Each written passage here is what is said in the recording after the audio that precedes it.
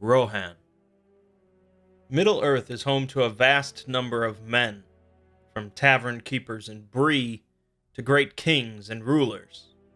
While the kingdoms of Arnor and Gondor were often in the spotlight much more than the other regions and kingdoms of men, Rohan played an important role during the War of the Ring, and its history is worth looking into. Although the actual kingdom of Rohan wasn't formed until fairly late in the Third Age, its history goes back quite a ways earlier than that. Around the middle of the Third Age, the kingdom of Gondor made allies with the tribes of Northmen living in the stretch of land called Rovanion, which included the Great Forest, called Mirkwood. Gondor had first made friends with the Northmen by destroying the tribes of Easterlings living in the region, and although a kingdom of Rovanion existed, a great plague eventually devastated the Northmen. With the addition of the return of more Easterlings, the men of Rovanion were left greatly weakened. While many survivors fled to Gondor, where they were welcomed with open arms, some established themselves closer to Mirkwood, becoming known as the Eotheod, meaning horse people. Although raids from the Easterlings didn't stop, this tribe was able to hold them off, with eventual assistance from Gondor, and became well known to Gondor as a people of good trust. Over the next few hundred years, the Eotheod became skilled in taming and riding horses, and it was during this time that the first of the Miras was tamed, a race of exceptional horses. Eventually, however, it was Gondor that called for the aid of the Eotheod to fight against another army of Easterlings. The Eotheod rode out, arriving just in time to achieve a decisive victory against the Easterlings, saving the Gondorian army. 3 months later, the acting steward of Gondor swore mutual alliance with the Eotheod, and gave them a stretch of land much closer to the north of Gondor that had previously been ravaged by the plague and by the Easterlings. The Eotheod rebuilt and repopulated the land, naming it Riddermark, meaning Land of the Riders, although more broadly it became known as Rohan, meaning horse country. The Eotheod, who would be known as the Rohirrim before long, constructed the first city of Rohan, Aldburg. They drove out the wild men that had settled there without permission, as well as any orcs and Easterlings that remained. The capital of Rohan was built, Edoras, and the kingdom continued to prosper, although the wild men of Dunland continued to harass and aggravate the Rohirrim for hundreds of years.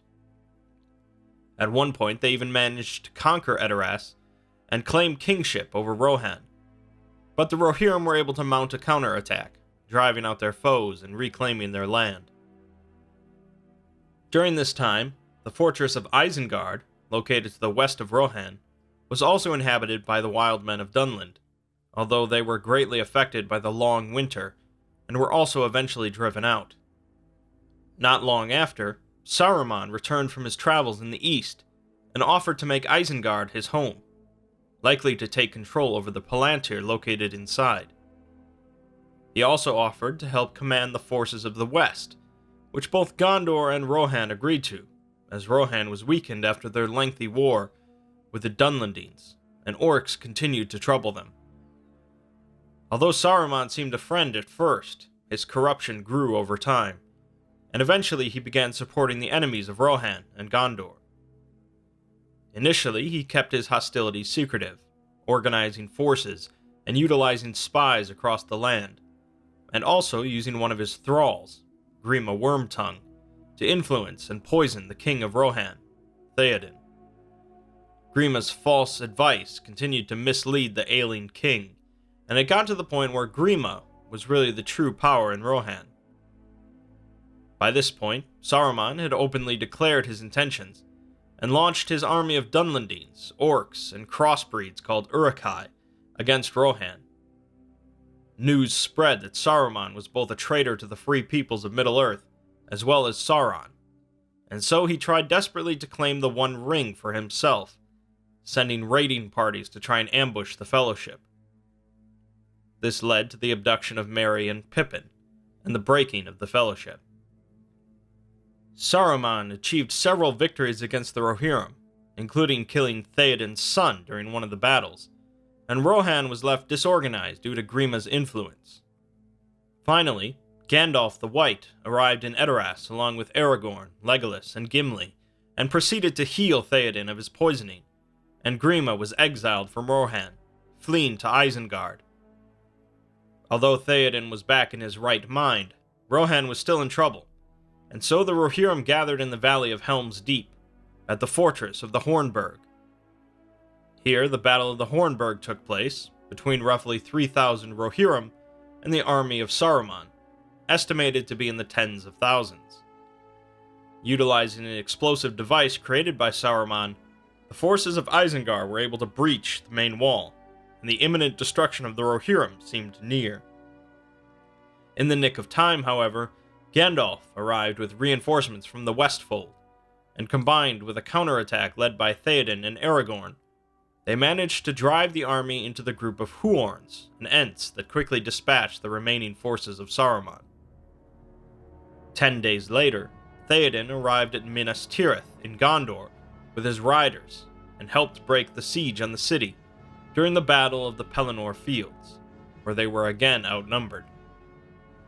King Théoden was slain during the battle, and his nephew, Éomer, succeeded to the throne. Éomer took the forces of Rohan and went with the armies of Gondor to the gates of Mordor for a final battle against Sauron's armies. Though the forces of the West were outnumbered 10-1, they held their ground until the One Ring was destroyed, which caused Sauron's forces to scatter and break without direction from Sauron.